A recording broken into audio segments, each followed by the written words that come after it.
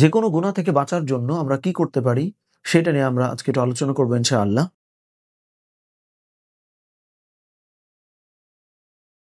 এখানে আমরা মোটামুটি ৩টা ওয়ার্ডের সঙ্গে একটু পরিচয় করিয়ে দিব। যেই ৩টা ওয়ার্ডের উপরে যদি আমরা আমল করি তাহলে যেকোনো গুনাহ থেকে আমরা বেঁচে থাকতে পারবো ইনশাআল্লাহ। ১ নম্বর ওয়ার্ডটা হইল তাকওয়া, যেটা নিয়ে আমরা প্রচুর কথা বলেছি। অসংখ্যবার আমরা তাকওয়া নিয়ে কথা বলেছি, আলাপ আলোচনা করেছি, বিভিন্ন ইভেন্টে কথা বলেছি। সো তাকওয়া বলতে নরমালি আমরা হয়তো মনে করি যে খোদা ভীতি বা আল্লাহর ভয়। এখন দেখেন তাকওয়ার মানে যখন আপনি কেবলমাত্র আল্লাহর ভয় এটা করতেছেন, তখন মুশকিল হইল যে কোনো একটা ভালো কাজ করার ক্ষেত্রে তখন কিন্তু তাকওয়াটা অবলম্বন করা যায় না। কারণ ভালো কাজে তো তাকওয়া হয় না, তাই না? বা মানে আল্লাহর ভয় তো ভালো কাজে হইতে পারে না। এটা তো মন্দ কাজে আল্লাহর ভয় করে আমরা ওইটা থেকে ফেরত চলে আসছি। এইটা না সম্ভব। সো তাহলে তাকওয়ার মানে যে বড় অর্থ সেটা কি? তাকওয়ার বড় অর্থটা হইল তাকওয়াকে আমরা বলি আল্লাহ সচেতনতা।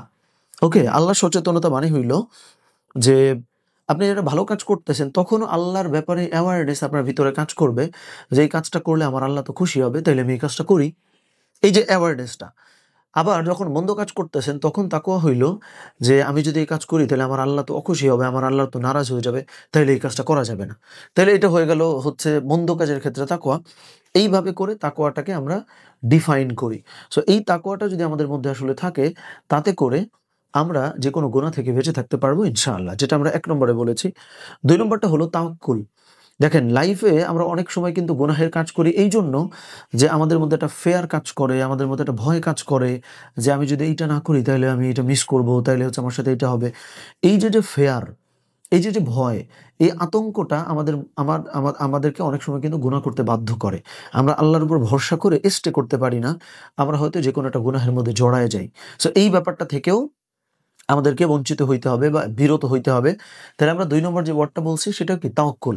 ৩ নম্বরটা খুব জরুরি বা খুব গুরুত্বপূর্ণ, সেটা হইল সাহাবায়ে কেরাম রাদিয়াল্লাহু তাআলা আনহুম আজমাইনের মধ্যে কমন যে ব্যাপারটা ছিল যে তারা কোম্পানি বা সাহচর্য এটাকে অনেক গুরুত্ব দিতেন। যেমন আল কোরআনেও আল্লাহ সুবহানাহু ওয়া তাআলা জানিয়েছেন যে কুনু মা'আস সাদিকিন, ভালো মানুষদের সাথে চলো, ভালো মানুষদের সাথে থাকো। সো তাইলে ৩ নম্বরে গুনাহ থেকে বাঁচার জন্য যে ওয়ার্ডের সঙ্গে আমরা পরিচয় করিয়ে দিতে চাই সেটা সেটা হইল ভালো মানুষের সঙ্গ বা সাহচর্য। আপনি যদি ভালো মানুষের সঙ্গে চলেন, ভালো মানুষের সঙ্গে থাকেন, তাতে করে আপনার মধ্যে গোনা থেকে বিরত থাকার একটা সম্ভাবনা তৈরি হবে। এই সেন্সে যে আপনি এমন মানুষদের সাথে মিশতেছেন, যাদের সাথে মেশার কারণে আপনার মধ্যে নানাবিধ গুনাহের ইচ্ছা তৈরি হয়, আকাঙ্ক্ষা তৈরি হয় এবং আপনি গুনাহটা হয়তো করে ফেলেন। কিন্তু আপনি যদি এই সার্কেলটা চেঞ্জ করে ফেলতেন, তাহলে কিন্তু ওই গুনাহকে গুনাহ মনে হইতো, ওটা থেকে আপনি বিরতও থাকতে পারতেন। সো এই কারণে এই ৩ টা ওয়ার্ডের কথা আমরা বলেছি যে ১ নম্বরে আমরা বলেছি তাকওয়া, ২ নম্বরে বললাম হচ্ছে তাওয়াক্কুল, ৩ নম্বরে আমরা বলেছি সাহচর্য বা সোহবাত, ভালো মানুষের সঙ্গে থাকা। আল্লাহ সুবহানাহু ওয়া তাআলা আমাদের সকলকে গুনাহমুক্ত থাকার তৌফিক দান করেন। আমিন। আসসালামু আলাইকুম ওয়া রাহমাতুল্লাহ।